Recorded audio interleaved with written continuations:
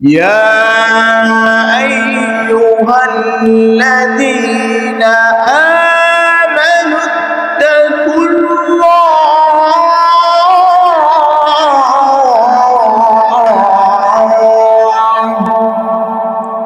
حق تقاته ولا تموتن إلا وأنتم মুসলিমুন। আমাদের সমাজের মধ্যে কিছু নামদারি আলেম আছে, জুব্বা লাগায়, পাগড়ি লাগায়, ইমামতি করে, বক্তাগিরি করে, আবার নিজেকে ভণ্ডামি প্রকাশ করে। গায়েব একমাত্র আল্লাহ তাআলাই জানতে পারে। অনেকে বলে আমি পানির মধ্যে কিছু দেখতে পাই, আয়নার মধ্যে দেখতে পাই, আমি এইটা করতে পারি, ওইটা করতে পারি, ওইটা করতে পারি। এইগুলা বলে বলে মানুষকে ধোঁকায় ফেলে ফেলে টাকা ইনকাম করে, তাবিজ লিখে টাকা ইনকাম করে, ঝাড় ফুঁক দিয়ে টাকা ইনকাম করে। অথচ ওই লোকটা নিজের আমলে ঠিক নাই, নিজে 5 ওয়াক্ত নামাজ পড়ে না, মিথ্যা কথা বলে, চগলখড়ি করে, গীবাত শিকায়েত করে।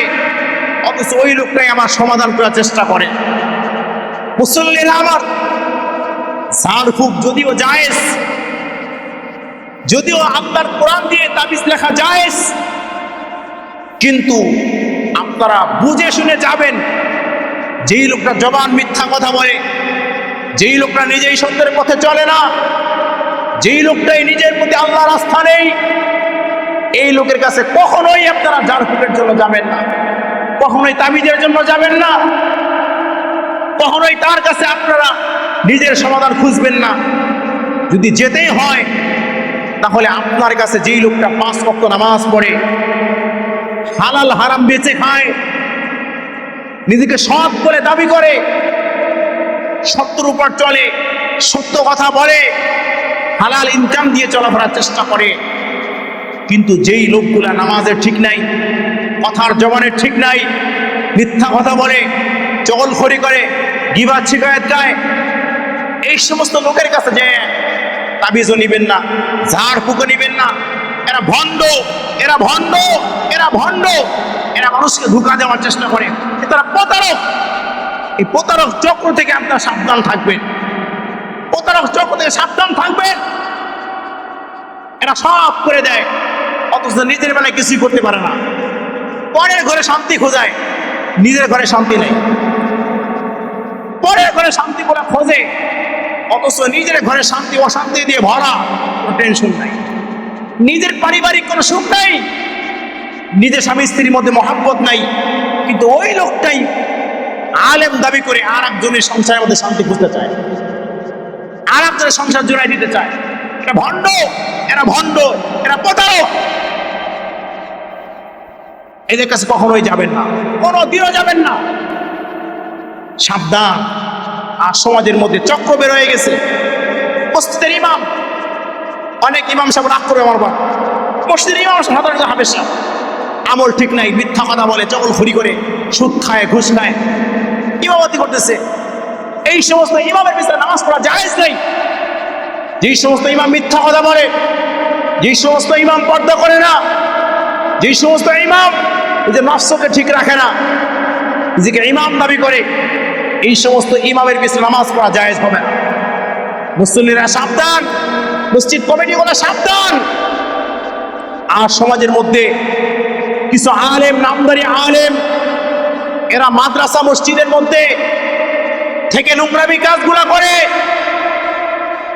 মাদ্রাসা মসজিদে সাইনবোর্ড লাগায়া, দাড়ি লাগায়া, জুব্বা পরিয়া, পাগড়ি লাগায়া অন্যায় কাজগুলা করে। এই সমস্ত আলেমের কারণে যারা প্রকৃত আলেম এদের বদনাম হচ্ছে, যারা প্রকৃত আলেম এদের বদনাম হচ্ছে, মাদ্রাসাগুলোর ক্ষতি হচ্ছে, মসজিদগুলোর ক্ষতি হচ্ছে। এক কথা, ঈমানের উপরে আঘাত আসতেছে, ইসলাম ধর্মটার উপরে আঘাত আসতেছে এই সমস্ত নামদারি আলেমের কারণে। এই সমস্ত আলেমদেরকে আপনারা সচেতন থাকবেন, এদেরকে পাইলে আপনার আইনের হাতে তুলে দিবেন। যারা অন্যায় করে, যে সমস্ত আলেম, নামধারী আলেম, নিজেকে আলেম পরিচয় দেয়, নিজেকে মুফতি পরিচয় দেয়, বক্তা পরিচয় দেয়, অথচ খারাপ কাজগুলা করে, সাবধান, আপনারা এদের থেকে সাবধান। কিন্তু একটা কথা আপনাদেরকে বলি, সমস্ত আলেম খারাপ না, সমস্ত হুজুররা খারাপ না। একজন আলেম অন্যায় করলে ওই আলেম দোষী, আপনারা কখনো অপর আলেমকে দোষী ভাববেন না। একজন মাদ্রাসার শিক্ষক যদি অন্যায় করে ওই লোকটাই দোষী, বাকি সমস্ত শিক্ষক দোষী না। একজন মুহতামিম সাহেব অন্যায় করলে ওই মুহতামিম সাহেব দোষী, উনি অন্যায়কারক, কিন্তু বাকি সমস্ত মুহতামিম সাহেব অন্যায়কারক না। একজন চুরি করলে সবাই চোর হয়ে যায় না, একজন ডাকাতি করলে সবাই ডাকাত হয়ে যায় না। এই জন্য আপনারা যারা আলেমদেরকে মহাব্বত করেন, শ্রদ্ধা করেন, ভালোবাসেন, আপনাদের ভালোবাসা কখনোই কমবে না। কিন্তু যেই সমস্ত নিজেকে আলেম পরিচয় দিয়ে, নিজেকে বক্তা পরিচয় দিয়ে, নিজেকে হাফেজ পরিচয় দিয়ে, নিজেকে মুফতি পরিচয় দিয়ে, নিজেকে মুহতামিম পরিচয় দিয়ে সমাজের মধ্যে অন্যায় কাজগুলা করে, খারাপ কাজগুলা করে, জিনা করে, ব্যভিচার করে, বলাৎকার করে, সুস্থ তদন্তের মাধ্যমে যদি এরা আসলেই দোষী হয়, এদেরকে আপনারা আইনের হাতে তুলে দিবেন। এদের সাথে আমাদের কোনো আপোষ নাই। অন্যায় যেই করুক না কেন, আমার বাবা করলেও অন্যায়, আমার ভাই করলেও অন্যায়, আমার কাছের কেউ করলেও অন্যায়। অন্যায়কে কখনো ন্যায় বলার সুযোগ নেই, অন্যায়কে কখনো সাবাক করার সুযোগ নেই।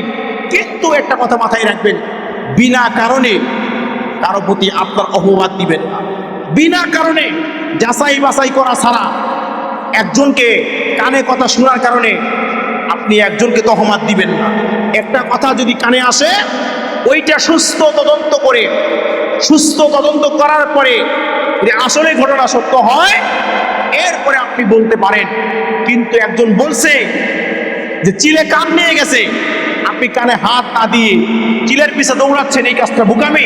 তদ্রূপ আপনার কানে যদি কেউ আসে, আমাকে আলেম খারাপ কাজ করছে, আমাকে মসজিদের ইমাম খারাপ কাজ করছে, আপনার কাজ কি? আপনার দায়িত্ব হলো প্রথমে তার তদন্ত করবেন, বাস্তব ঘটনা সত্য কথাগুলো জানবেন। সত্যটা জানার পরে, সুস্থ তদন্তর পরে যদি দোষী হয়, তাহলে তাকে আপনারা ন্যায্য বিচার পাওয়ার জন্য আপনারা আইনের হাতে তুলে দিবেন। নিজেরা আইন তুলে নেবেন না। এবং ওই আলেমকে কখনোই কোনো জায়গা আর মসজিদ মাদ্রাসায় ঢুকতে দিবেন না। এখানে নষ্ট করছে, অন্য জায়গা নষ্ট করবে। এই মাদ্রাসার ক্ষতি করছে, অন্য মাদ্রাসার ক্ষতি করবে। আমি আর একটা কথা বলি, যদি আমি একদিন মুহতামিম সাহেব, যারা মুহতামিম আছেন, বিভিন্ন মাদ্রাসার মুহতামিম আছেন, আপনারা হাফেজ সাহেব পাইলেই নিবেন না, হুজুর পাইলেই নিবেন না। যাচাই বাছাই করে তার চরিত্র ঠিক আছে কিনা, অন্য প্রতিষ্ঠানে চাকরি করছে, ওখানে তার রিপোর্ট কি কারণে আসছে, সে কি অপরাধ ছিল তার, সমস্ত কিছু ডকুমেন্ট সহকারে তাকে নিয়োগ দিবেন। অনেক আলেমরা আছেন, মুহতামিমরা আছেন, নিয়োগ দেওয়ার ক্ষেত্রে তার পরিচয়পত্রটাও নেয় না, সার্টিফিকেটগুলো নেয় না, পরে অন্যায় করলে খুঁজে পাওয়া যায় না। অবশ্যই প্রত্যেকটা শিক্ষক, ইমাম নেওয়ার ক্ষেত্রে কমিটিকে, আপনাদেরকেও বলি, কমিটি অবশ্যই তার জন্ম সনদ, চেয়ারম্যান সার্টিফিকেট, তার সমস্ত কাগজপত্র, সমস্ত ডকুমেন্ট সহকারে তাকে নিয়োগ দিবেন। তাহলে পরবর্তী অন্যায় করে তাকে আমি খুঁজে পাবেন। অবশ্যই আপনারা খেয়াল রাখবেন, মুহতামিম সাহেবরাও খেয়াল রাখবে, মসজিদ মাদ্রাসার কমিটির লোকেরাও খেয়াল রাখবে। তদন্ত করে বুঝে শুনে ইমাম নিবেন। খালি ইমাম পাইছেন, কোরআন তেলাওয়াত শুদ্ধ নাই, হাদিস কোরআন জানে না, সঠিকটা বলতে পারে না, বেতন কমের কথা বলছেন, 5,000 টাকা ইমাম নিয়ে আসুন। কিন্তু যে ওই লোকটা 5,000 টাকা ইমাম নামে নিলেন, না আছে তার কোরআন তেলাওয়াত সঠিক, না আছে তার এলেম কালাম, না আছে মাসলা মাসাইল, না আছে তার পর্দা, না আছে চলাফেরা, কোনো কিছু ঠিক নাই। আপনি বেতন কম পাইছেন, মসজিদে ঢুকাই দিছে, এই লোক নিয়ে তো কাম হবেই না। যেই গরুতে হাল চাষ করতে পারে না, তারা যদি কান্দে জুমাল বসায় দেন, ওর দ্বারা তো হাল চাষ করা হবে না। তদ্রূপ মসজিদ মাদ্রাসা যে কোনো প্রতিষ্ঠান হোক না কেন, আপনারা শিক্ষক, ইমাম নিয়োগ দেওয়ার ক্ষেত্রে অবশ্যই যাচাই বাছাই করে তার খুঁটিনাটি সব বিষয়ে জানার পরে মসজিদ মাদ্রাসাগুলোয় নিয়োগ দিবেন।